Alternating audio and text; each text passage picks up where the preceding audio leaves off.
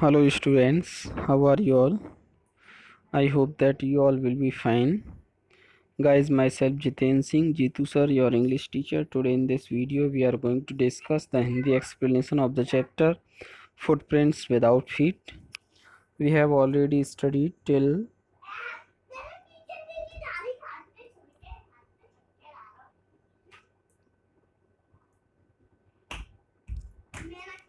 transparent. Now we will start from Griffin. Griffin the scientist had carried out experiment after experiment to prove that the human body could become invisible. Griffin नाम के वैज्ञानिक ने एक के बाद एक कई प्रयोग किए यह सिद्ध करने के लिए कि मानव शरीर को इनविजिबल बनाया जा सकता है। Finally he swallowed certain rare drugs.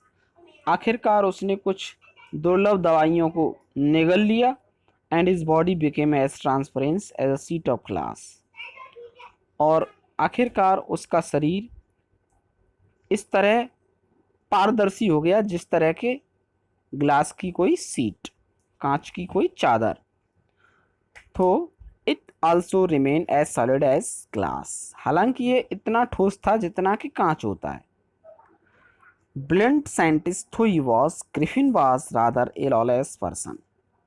हालांकि ग्रिफिन एक बहुत ही ब्रिलियंट साइंटिस्ट था, लेकिन वह लॉलेस पर्सन था, यानी कानून को पालन नहीं करता था। His landlord disliked him. उसका मकान मालिक उसे पसंद नहीं करता था। And tried to eject him, और उससे छुटकारा पाने का प्रयास करता था। In revenge Griffin set fire to his house. बदले में यानी बदला लेने के लिए ग्रिफिन ने उसके घर में आग लगा दी। And to get away without being seen he had to remove his clothes. और बिना दिखाई दिए वहाँ से भाग जाने के लिए उसे अपने कपड़े उतारने पड़े। Thus it was that he became a homeless wanderer. इस प्रकार वह एक घर विहीन घुमक्कड़ हो गया। Without clothes, बिना कपड़ों के, without money, बिना पैसों के, and quite invisible, और पूरी तरह अदृश्य। Until he happened to step in some mud, तब तक जब तक के उसके पैर कीचड़ में ना पड़े। And left footprints as he walked, और जब वह आगे चलता गया तो उसके पद चिन्ह बनते गए।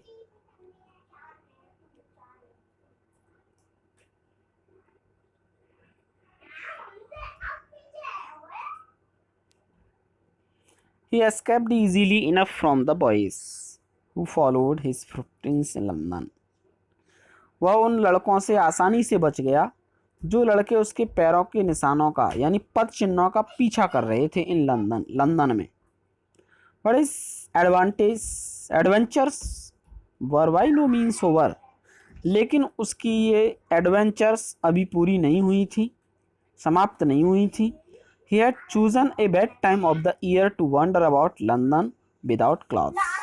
उसने साल का एक बहुत ही बुरा समय चुना था लंदन की गलियों में बिना कपड़ों के घूमने के लिए।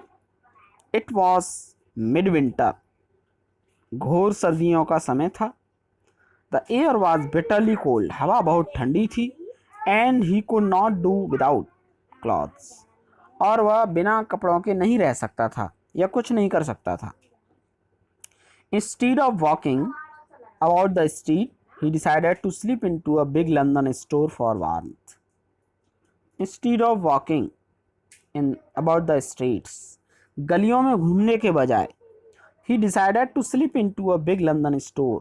उसने लंदन के एक बड़े स्टोर में अंदर घुसने का प्रयास डिसाइड किया ताकि वहाँ से वह गर्मी ले सके, यानी गर्म कपड़े ले सके। Closing time arrived. दुकान बंद करने का समय आ गया था। And as soon as the doors were shut, और जैसे जैसे दरवाजे बंद होते गए, Griffin was able to give himself the pleasure of clothing, और ग्रिफिन अपने आप को कपड़ों का आनंद देने लगा, यानी कपड़े पहनने लगा। And feeding himself without regard to expense, और खाने का आनंद लेने लगा बिना पैसा खर्च किए, expense. He broke open boxes and wrappers. उसने boxes को wrappers को खोला and fitted himself out with warm clothes. और अपने आप को गर्म कपड़ों से फिट कर लिया. Soon with shoes and overcoat. Shoes पहन लिए, ओवरकोट पहन लिया, and a wide brimmed hat. और एक चौड़ा गोल हैट पहन लिया. He became a fully dressed and visible person. अब वह पूरी तरह ड्रेस्ड और विजिबल पर्सन बन गया. In the kitchen of the restaurant he found some cold meat. उस रेस्टोरेंट के किचन में उसे कुछ ठंडा मांस मिल गया एंड कॉफ़ी मिल गई. And he followed up the meal with sweets and wine. उसने भोजन किया और उसके बाद में स्वीट्स खाई, वाइन भी पी उसने. Taken from the grocery store. उस रेस्टोरेंट के ग्रॉसरी स्टोर से लेकर के. Finally he settle down to sleep on a pile of quilts. और आखिरकार वह एक रजाइयों के ढेर पर सोने के लिए लेट गया. If only Griffin had manage to wake up in good time. काश अगर ग्रिफिन समय से जाग गया होता. All might have been well. सब कुछ ठीक होता. As it was, he did not wake up in time. लेकिन वह समय से नहीं जागा. The assistants were already arriving next morning. अगली सुबह दुकान के assistants आ चुके थे. When he saw a couple of them. जब उसने दो assistants को अपनी तरफ आते हुए देखा.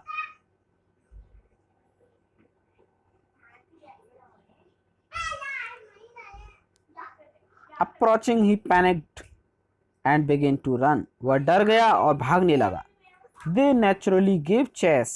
In the end, he was able to escape only by quickly taking up of his newly found clothes.